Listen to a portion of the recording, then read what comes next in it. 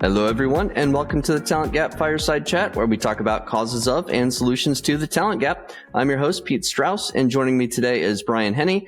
Bryan is the co-founder and CISO over at Foggy Ops. Welcome, Bryan. Thank you for having me. How are you doing today?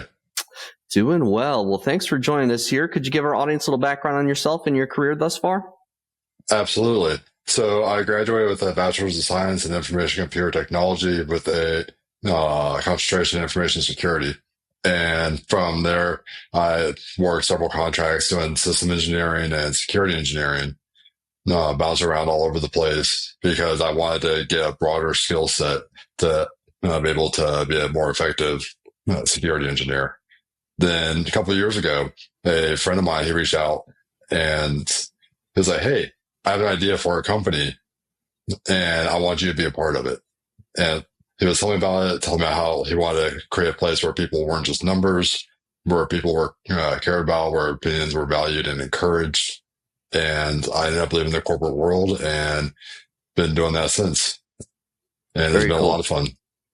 Awesome. Yeah. So a fellow entrepreneur, always great to have somebody on that really cares about their people. And, I think you really do get the best out of people that way, and you have probably the best retention rates that way as well. So obviously we talk a lot about the talent gap on the show. So specific, I guess, to cybersecurity, InfoSec, would you say that there's a talent gap? I would say so. I remember growing up in the era of the movie Hackers and Swordfish and all that. And cybersecurity at the time was seen as sexy. That's the best way to put it. It was seen as the new hotness, but it's such a multifaceted subject. But what everybody was saying was just hacking, red teaming, that type of thing. Nowadays, people are realizing that there's more to it. It's such a wide breadth of things that you need to get a grasp on. And it makes it difficult to find the right talent for that, as well as developing your talent. Yeah, well, and I think a lot of folks from those movies in the 90s managed to gain an interest in security overall. But yeah, the more that the field evolves, we find out that it's a mile wide and a mile deep as well. And there's just so many sub-disciplines. But I think, because the pen testing, red teaming side is generally viewed as the more interesting or, sexier discipline in the security field, we have a lot of people trying to get those jobs, and there's just only really a few of those jobs at any given time. And that's a very senior level skill set that, typically the entry level folks aren't really qualified for, or, have difficulty obtaining those type of roles. I guess when you think of a talent gap, do you think there's any skill sets that we're kind of lacking in security right now? The skill sets I would say that are lacking in security is more of, I would say compliance is one of the bigger ones. Not a lot of people dig into that as much as it should be, as well as just the assessment side of things. Be able to go into a place, do an actual risk assessment. Like, okay, here are the points that you're missing. This is where it can be improved upon and so forth. Whereas previously, that type of stuff wasn't as much of a thing as it is now, especially when you get into regulatory type industries such as finance and healthcare.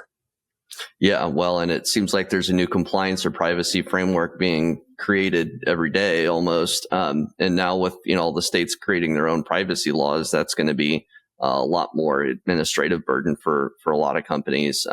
Absolutely. It's certainly been an interesting space to watch over the last few years. GRC hiring, in my experience, has been pretty slow the last couple of years.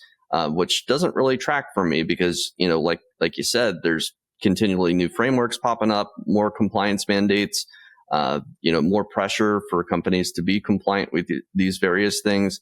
I don't know exactly what to attribute it to, partially maybe the automation platforms, companies trying to do more with less, that sort of thing. What are you kind of seeing out there in the market? So what I'm seeing out in the market is a lot more things that actually insurance related. The cost of cybersecurity insurance is getting incredibly high nowadays, especially with the amount of tax that we're seeing, as well as the amount of tax that are actually going on. The AI being part of that as it's used, it allows people to have more access to abilities than they may actually possess. So what I'm seeing is a lot of those compliance bars actually being pushed by cybersecurity insurance companies to uh, bring the premiums down some. Well, I've had multiple clients reach out to me like, "Hey, we're needing help with reducing our premiums. How can we do that?" So I think that's where a lot of the frameworks are coming from.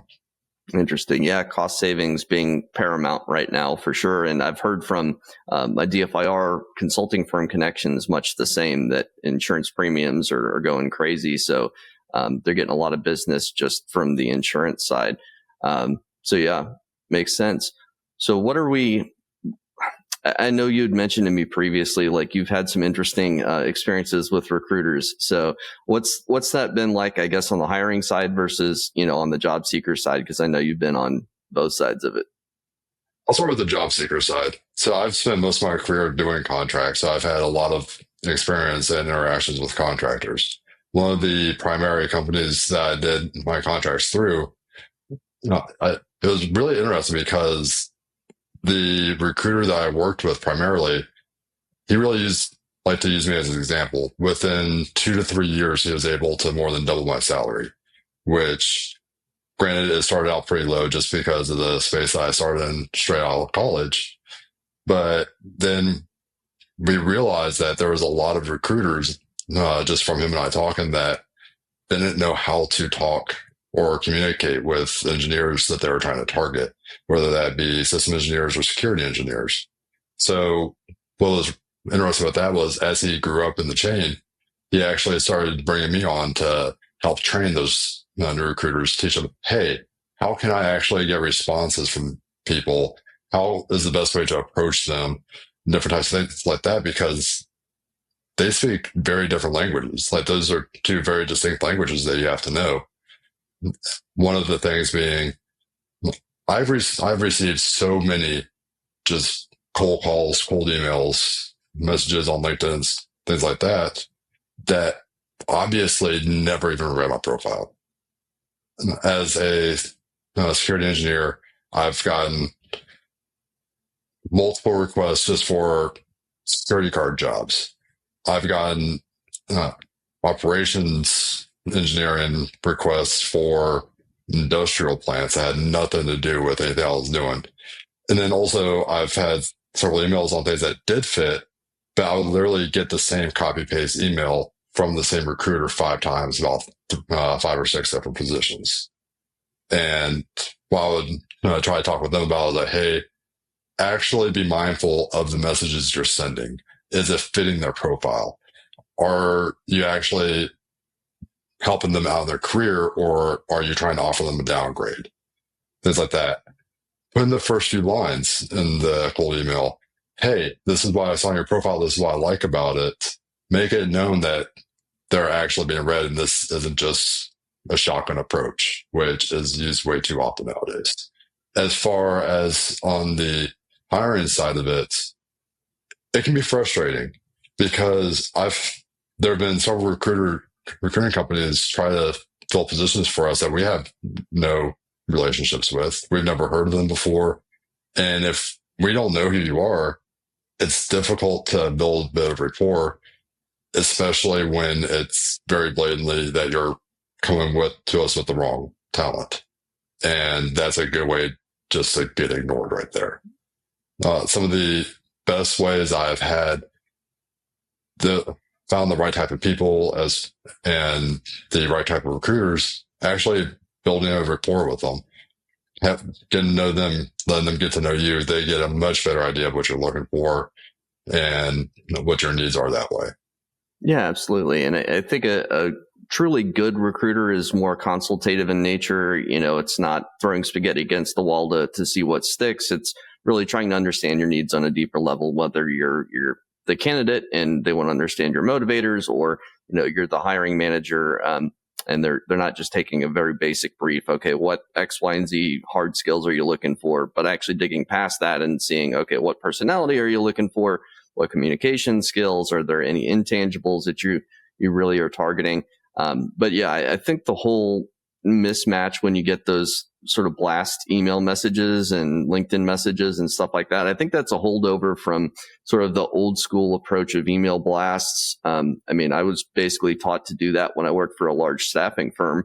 That was one of the, in their eyes, best practices. In my eyes, I always didn't like the practice because I knew that, inevitably, no matter how good my Boolean search string was, there was going to be people in that blast that it made absolutely zero sense to get that email, because there's no such thing as a perfect Boolean string. There's always going to be false positives and things like that. So I think that's a lot of what happens there. And certainly, I think when it comes to recruiting, you get what you pay for. Almost like anything else, the folks that are really good at what they do, they're not going to probably work for, bargain basement rates. So, but nowadays it seems like cost cutting is top of mind. So, I think there's even more spam maybe today than there was, even 5 years ago. But yeah, there is. Yeah. And it's, like, especially in security too, it seems like trust and relationship building and things like that, being a true subject matter expert in the discipline that you're recruiting for, especially in a field like security, I think is super important. People don't realize how tough it is to train a technical recruiter on all the terminology, all the relationships, all of the intangibles, what the potential motivators for candidates in security might be.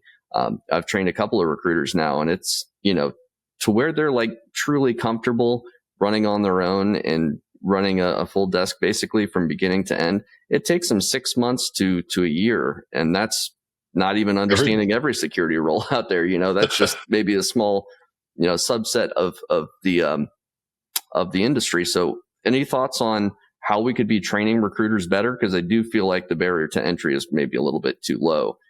How can we improve training or recruiters in general? They have to know how to speak the language. That's the biggest part of it. There's a whole different language. The types of people that they're targeting are going to be typically very different types of personalities from what they're used to interacting with in the recruiting space. So many recruiters are very extroverted, whereas a lot of security people, they like to stay behind a computer screen. We're typically more introverted and things like that. So part of it's also just not scaring them away. But to be a good recruiter, you have to have good soft skills. And that's the hard part to teach. The easy part is teaching the technical lingo, how to determine who's actually a good and qualified candidate, who's not. But part of that should also through conversations, figuring out the right types of questions to ask to see if they're a good fit for the types of role. Problem is that question may change with each and every one. So one thing that I learned through my career, goes before I met my wife, their interviews are a lot like first dates. The best way to do it is have a two-way conversation going on and get a feel for how the other side of the table is doing. See, get an idea of where they're at. And that's honestly been my best approach when it comes to interviews and finding talent. Treat it like a first date. Yeah, well, yeah, I think it's good to go into an interview with some sort of framework or idea of how you want the conversation to go. But I think it's also important to be flexible and understand that if the conversation goes in a different direction than what you'd planned, sometimes that's okay. And you may discover something about somebody that is even more intriguing that way. You just have to be open-minded. How do you ensure that you're getting, I guess, all of the necessary information in an interview, yet being agile and adaptable given, how the conversation flows? I really, when I'm interviewing somebody, I like to guide the interview, guide the conversation, but I like to see where they take it is one of the biggest things for me. I don't want to sit there and just ask question after question. I want this to be a two-way conversation going back and forth.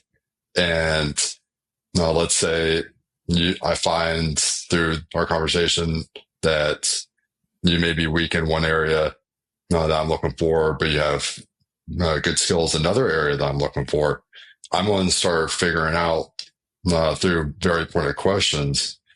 Okay, where are there limits on this? Where just kind of, it's a lot of kind of like a hunt a little bit. You have to hunt for the right types of questions in that moment in time to be able to ask them. I've gone to interviews on both sides. I'll have a list of questions or possible responses to questions to ask. 5 minutes in the interview, that whole sheet's gone out the window. Yep. Well, and I think that's a good sign that it's going well. I think in general is if you're able to throw out the rule book or the list of questions that you prepared, and the conversation evolves more organically that way. And it's interesting you mentioned it should be a conversation, because my favorite hiring managers of all time, I always talk about this, that they're generally the ones that interview more conversationally and less like a checklist. I guess the only potential pitfall there would be, you're not getting the right questions answered or the right information that you need to have for each person. And you also want to make sure that you're not succumbing to some sort of bias, and that you have at least some baseline questions that every single candidate must answer. And you're, truly evaluating people based on their tangible abilities beyond just, the culture fit type of thing. Absolutely. How do you evaluate culture fit? Because that's often something that a lot of people talk about, obviously. Well, I actually was having this conversation the other day with another entrepreneur that I know, and they were having a job interview for somebody, and they're like, "Yeah, I don't think that they're going to work out." I'm like, why is that? Like, they don't pass the beer test. Like, the beer test. So essentially, it's why I want to have a beer with this person. You spend, especially if you're in the office, you spend a lot of time with people, and your coworkers and the people that work for you. You have to be able to not disdain them after 8 to 10 hours a day for 5 days a week at least. And that's figuring out the soft skills as well as the technical skills in an interview. That's a difficult one. That's you do have to have that baseline of questions. Like, okay, I do need to have these types of questions answered. It's more of the form of how that's answered, I suppose. Yeah, when I first started learning how to recruit, it was very formulaic. I had a set form that I needed to ask, motivation for making a move, location. Like, we even had an acronym for it. It was SLOMA, and I forget exactly what all the letters stand for at this point in my career, but it gave me a framework to work off of. And then as I got more comfortable in the field and got to the point where I could have more conversational type screening calls, I was still getting that information, but it was in less of a structured manner. I was always asking those same questions, but in a different order, depending on how the conversation went. I feel like for a lot of folks, that's kind of tough to do, at least in the beginning. I think you really, it just takes a bunch of practice. So interviewing, like anything else, the more you practice, the better you get at it. What do you think that, I guess, companies might be doing wrong in this economy, this environment? There's a lot of applicants per open job. What do you think companies are doing wrong when they're hiring? One thing I think they're doing wrong is one of the hardest things is getting through the HR screener. I think when you see a job description, oftentimes it's written by HR. Some of it doesn't even make sense for the role. And then you have people with resumes that have several letters behind their names for certifications and things. And they're great at passing tests. But once you get them in front of like mouse and keyboard to start performing some of that stuff, it's more difficult for them. And whereas other times the certifications do make a big difference. But I also know a lot of people that have skills way beyond that aren't necessarily shown through the certifications that they lack, and be able to find those people without them getting filtered out. I've seen that happen a lot. So myself personally, I think certifications are great to get your foot in the door, but they don't hold a ton of weight to me. I would much rather see what you can do and see your experience than see the letters behind your name. Yeah, it's a pretty common sentiment that I hear from hiring managers. They care more about what you can do versus, what credentials you have. Ironically, it seems like when I do my career guidance calls with folks, one of the first things they'll ask me is, what certification should I get next? Not what new skills should I learn next, or how can I make myself more marketable? It defaults to what certification, what degree should I get next? When that's not necessarily what the hiring managers are looking for.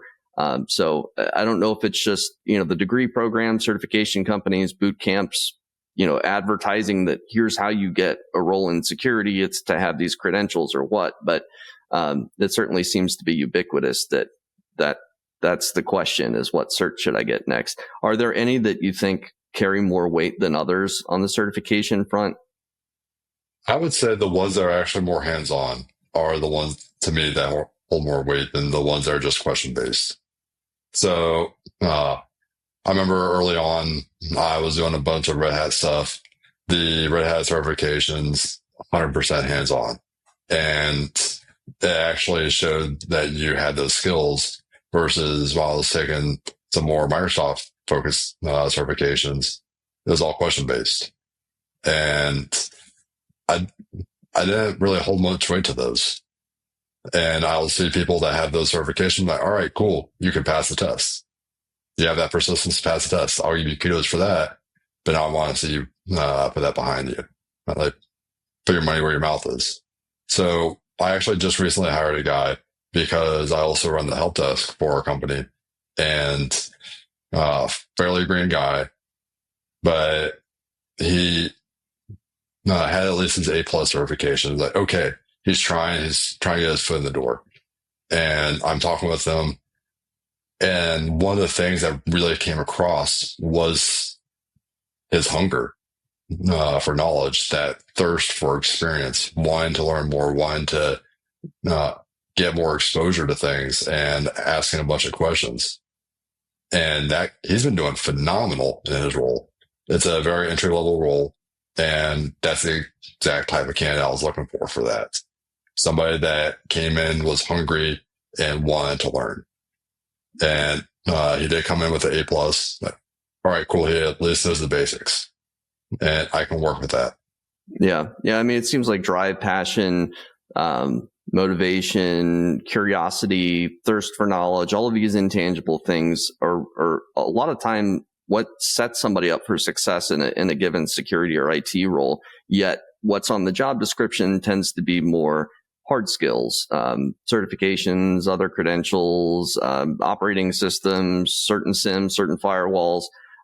So I think that's certainly something that we could do better about as an industry. That said, some things you could put it on the job description, like passion for learning, but like, how do you evaluate that in somebody's resume? I don't necessarily think you can, outside of just looking at what things they've done in an academic setting or something like that, which goes back to the credential issue.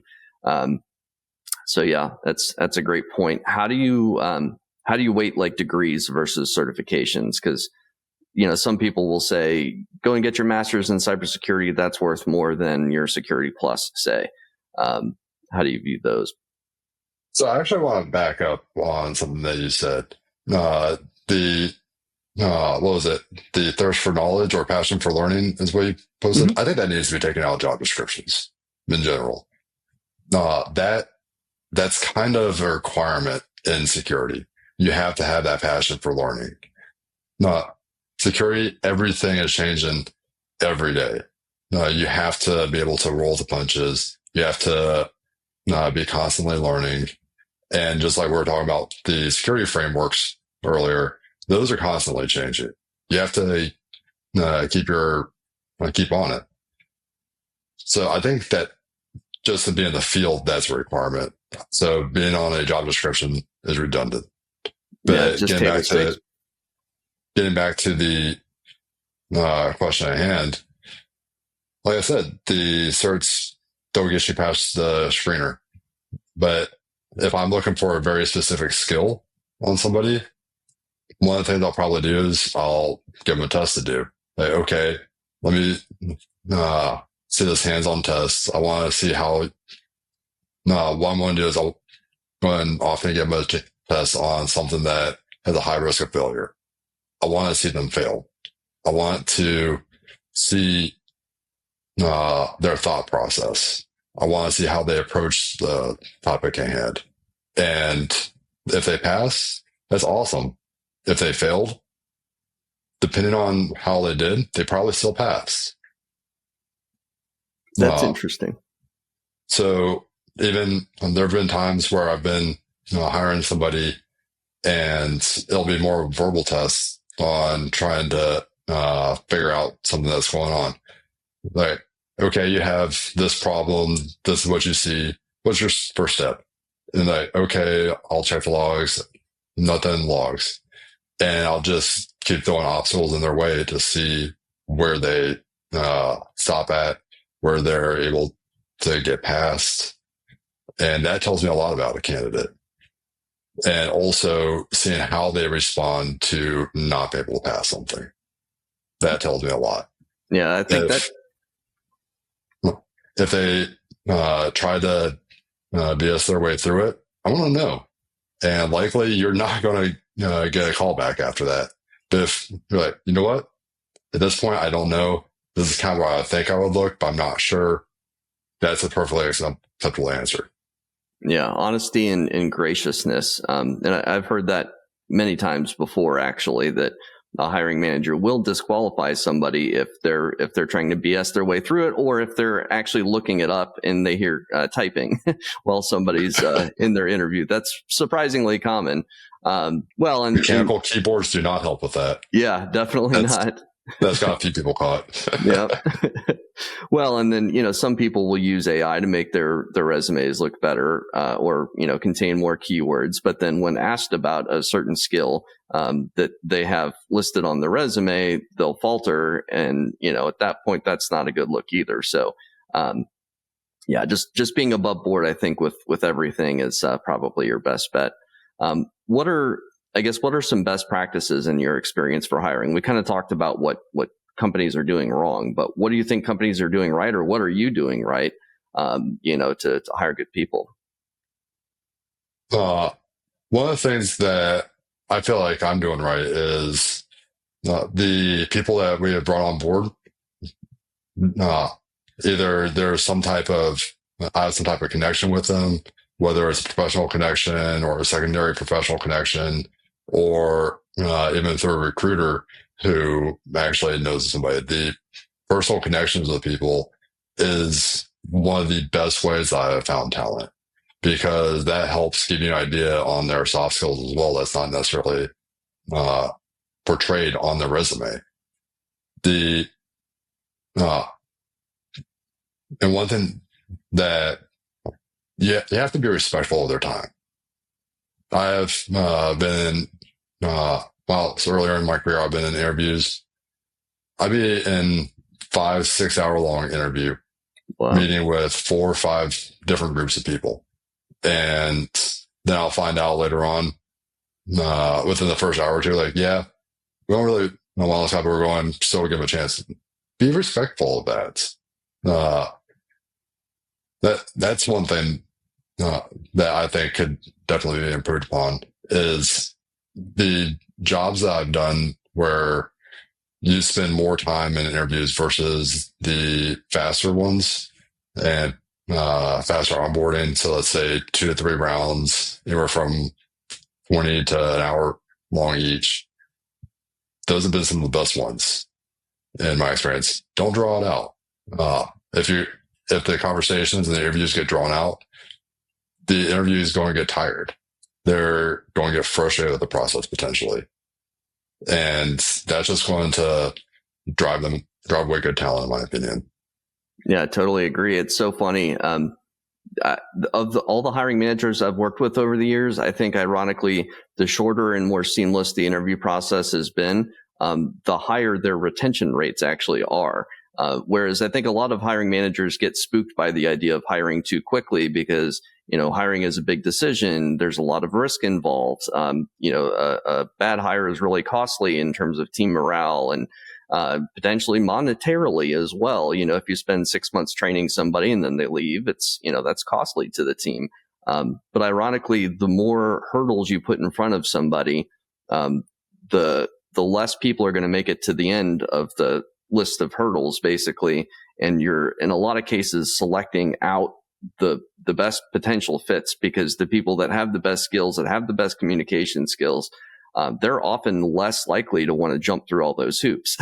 So Yep. in your effort to get the best people and make sure that you're getting the best people, you're actually not getting the best people. And I've seen that play out so many times. I had one client that had a 6-round interview process, including a case study, which took, an hour, and they had to present to 4 or 5 people. It was a very high pressure thing. And the people that I knew would be best for that job and probably stick around for a long period of time, they just wouldn't go through it.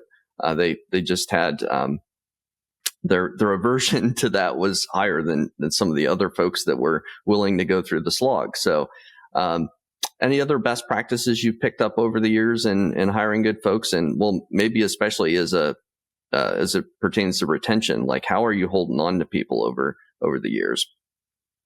As far as retention, going back to the process, I like to keep the process relatively short. I like to talk with the person.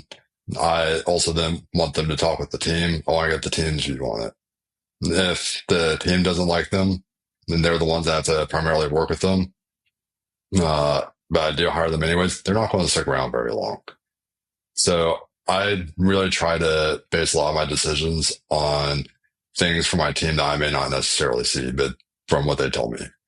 So, and I've been in situations where as a team, we're given the opportunity to interview somebody and we're like, yeah, this isn't going to be a good fit. And they went ahead and hired them anyway. Either 1 or 2 people from the team leave or the other person leaves. It doesn't work as far as retention. To be able to build solid employee retention, you have to build a good team that get along and that act cohesively together. You want them to be able to joke around with each other. You want them to be able to build that rapport. If they don't have that, they're not going to stick around very long. Yeah, I think often, people think that people are leaving jobs for money constantly, but I think in reality, I've talked to thousands of people in the field over the years, and if I had to assign percentages to it, I would say the majority of the time, probably over 50%, people are leaving for they don't like their boss, or they don't like their team, or they don't feel valued. So, less than 50% of the time, it's because of the money. But I think a lot of folks default to thinking that it's always about the money. And basically the way I always say it is like, there's always somebody paying more. So if you're making a career move, try and think about the other aspects of the job that are going to lead to more fulfillment than, just the money. Obviously you need to pay your bills and all that good stuff. That's like the base of Maslow's hierarchy of needs. But I think that self-actualization piece and, team building, which would be kind of the middle of the pyramid, I think, that matters more in terms of long-term retention. Obviously money factors into it as well. How do you ensure that you're paying market rate, to keep folks happy, salary wise? We really try to do our research as far as market rate goes. It is difficult as a new company that's still building like all their foundations up. But we've realized if you don't pay market rate, you're not going to get market talent. That's one of the biggest things. Especially if it's something that doesn't drive that person, they're not going to want to sit there and work for you for pennies on the dollar. And I don't want them to, frankly. I've done that before myself in positions where I took a pay cut just to get the experience. It was miserable. So the recruiters that we work with, like, hey, give us an idea on market rate for this as we start planning for opening up a net new role. That way we can be prepared to be able to give a fair offer. And sometimes those benefits aren't just in salary. Sometimes it's the environment, sometimes it's benefits, and sometimes it's flexibility. It really can vary from person to person. I've had coworkers who absolutely loved the team, loved their work, but they needed more money, so they went elsewhere. And then the complete opposite. They were getting paid very well, but they didn't have any benefits, which is often the case when you're a contractor. But the cohesivity wasn't there for them, or whatever their driving factor was not there to keep them around. So as a manager myself, I have to figure out, especially after we bring someone on, okay, what is their driving factor here? What do they want? Are they wanting money? Are they wanting flexibility? Are they wanting benefits? And try to not necessarily cater to that, but being able to offer something to them that keeps them around. I've been in very well paying positions. I did not last there because I hated it. The positions themselves, they didn't drive me. I was bored, things like that. And it's caused me to, like, you know what? I can't do this anymore. I need to go somewhere where I'm happier. So, but a lot of that's also company culture that you have to figure out how to build, which can be more difficult in a remote setting, as so many people are nowadays. Just being able to build that company culture, that the water cooler type talk, and so forth. Yeah, I think it helps to have, Slack or Discord or something like that, just to keep people chatting, I think in an informal capacity, especially, like you said, like that water cooler talk goes a long way to building team cohesion. Yeah, absolutely. I remember Sorry, go ahead. I remember I started a job right in the midst of COVID, and it was for a large Fortune 100 company. And this is when everyone was still getting used to work from home. I had never met a single one of my colleagues in person, ever, even though the office was about 30, 45 minutes away. Never saw the inside of the office either, which COVID, so understandable. It didn't feel like we were encouraged to have those types of casual conversations. And something that was kind of forced upon was also, hey, every meeting you have to have your camera on. Not that kind of drives people away. That makes people not want to be there. Makes putting those types of restrictions on things can, while the video can be beneficial in some cases, forcing that all the time, it drives people to not want to do it. So that I've actually seen the number of meetings and calls get greatly reduced, and the number of conversations that were actually happening get reduced because they didn't feel comfortable being on camera all the time. Yeah. Well, yeah. And I would think the more things that you mandate, the more people tend to push back against it. It's almost like a rebellious thing. So yeah, especially companies that have hybrid setups, people don't necessarily dislike going into the office on occasion. They just don't like being mandated to go into the office all the time. So it's more of a force thing, I think, than anything else. But I wanted to go back to your point from earlier about those motivations and making sure your team is happy from a retention standpoint. I think that should start in the very beginning of the hiring process. I spend so much time on the front end in my screening calls. I spend probably more time on the motivation for making a move piece and what gets somebody out of bed in the morning. I spend more time on that than I do actually screening people for technical ability, because I believe that it's the motivators. Once you understand those up front, one, you can kind of sell to those motivators as a recruiter or as a hiring manager once you know what they are. Like if somebody says, I really need flexibility because I need to take my kid to school in the morning. Boom. And you have a flexible work schedule. That's an easy way to get them excited about the role. So if you understand that up front, understand what really gets them out of bed in the morning, you're more likely to have a good long-term career match. And I think setting that tone from the very beginning, is important. If somebody tells you that all they really care about is the money, you may be able to get them on board for that dollar amount, whatever it may be. But at the end of the day, like I said, there's always somebody paying more. So that may be an unpopular thing for me to say, that like I tend to get a little bit red flaggy when it comes to money being somebody's primary motivator. But I've also made a lot of 5-10 year career matches over my time. And I think a lot of that is understanding those other motivators that really attract somebody to a role and to a company. One good example of that is if somebody's working for like a larger company and I'm representing a startup, because I've worked with a lot of startups over the years. Often a motivator that they might have is, hey, there's too much red tape at this large company. I feel like I can't ever make an impact. And so I know that if I pitch the idea that, hey, this is a startup, you're actually going to get your ideas heard. They care about you. You're not just a number on a balance sheet. That's a huge driving force, I think, for a lot of folks, especially for the smaller companies. Absolutely. I actually had that experience myself. I worked a contract job with a state department. That was actually the shortest time I've spent in a job. I remember I had to put in a requisition form. I had to borrow a pen to fill out a requisition form for a pen. I put in a simple change request that in previous positions, at the most, it would have taken me a week to be able to get past the red tape.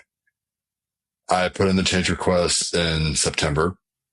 I got a job offer and left in December after spending 13 hours of meetings for change control. My change finally got implemented in January. I went from that to a smaller startup type company where I had my hands in everything. Everything was moving fast. The typical change control process for major changes was a week. If it was something more minor, 24, 48 hours. So, and that type of environment was so much better in my opinion. That's why I realized I'm not one for sitting working through red tape. And sometimes candidates have to learn the hard way what does and does not work for them as far as motivators. Yeah. And so myself, when I was previously on the market in past years, that was always kind of one of the questions I would ask the hiring manager myself. Hey, how do the processes look? How long does a production change go? How does it take from start to end? And typically those conversations happen a little bit later on in the interview process after you get a little bit better feel of what's going on. But it's just things through experience like that you have to learn the types of questions to ask from both sides of the desk to be able to figure out what you're looking for. Yeah, and everybody's wired differently too, is certainly one thing I've discovered, discovering more and more about human nature every day in recruiting. And some people really, they don't mind the red tape. They like the stability of a larger company, or at least the perceived stability in this market. Who knows? But, some people don't mind that. They like being comfortable and, things moving at a maybe slower pace, whereas other people, it just makes them frustrated. And personally, I think I'm more wired for startups and fast pace and stuff like that, but not everybody's wired that way. And not everybody has the same motivators. Not everybody is necessarily super driven to, get that promotion and, climb the corporate ladder, that sort of thing. That's one mistake I think some hiring companies make, is that they're only looking for the people that are ladder climbers or quote unquote top performers. And, when in reality, most jobs don't necessarily need that type of person. They just need somebody who's going to be consistent, show up every day, be reliable, hit their deadlines. And, that may be unpopular, but I think there's a place for most people in the industry, as long as, like you said, they have that continuous learning mindset, passion for the industry, wanting to stay up on the latest. Because like you said, you can easily fall behind with, everything going on. So, well, we're actually sorry, go ahead. I fully agree with that. By the way, everybody's different on that, and not everybody wants to constantly grow. Some people want to sit with consistency, and that's perfectly fine as well. Yeah. Well, and if you get somebody in a comfortable position like that and they're comfortable in their role and they're not always, shooting for that next promotion, they may actually stick around longer than the person who is more of a ladder climber. And unless they get that promotion, they may move on. Again, that goes back to understanding somebody's motivators. Well, we're actually coming up on time here, Bryan. So just one last question for you. Is there anything that we're not talking about in the industry, but we should be, especially as it relates to hiring? What we're not talking about is honestly what we have talked about, the motivation. The motivations, I believe, are very misunderstood on finding the right candidates. And being able to understand that will help you find the best talent, I believe. Yep. And hold on to them too, because there's a lot of turnover these days. I saw some statistic. It's like people on average in security are switching jobs like every year or 2 years. Which, it's not what my parents grew up with, where somebody would stay at the same company for 30 years. Nowadays, if you get somebody to stick around for 5 or 10 years, that's quite the feat. But if you understand those motivators, yeah. But then you also have to realize somebody stay in the same job for 5-7 years, they're stale at that point, and they become much more difficult to hire. I'd rather take somebody that jumps jobs every 2 years versus somebody that's been in the same role for 7 years, in my opinion. Yeah, well, and again, each person's wired a little bit different, so fair enough. Exactly. Well, it's a great point, Bryan. What's a good way to reach out to you if people want to get a hold of you? Best way to reach out to me is LinkedIn. Awesome, and we'll put your LinkedIn URL in the notes as well. Well, thanks for your time, Bryan. Thanks, everybody. Thank you.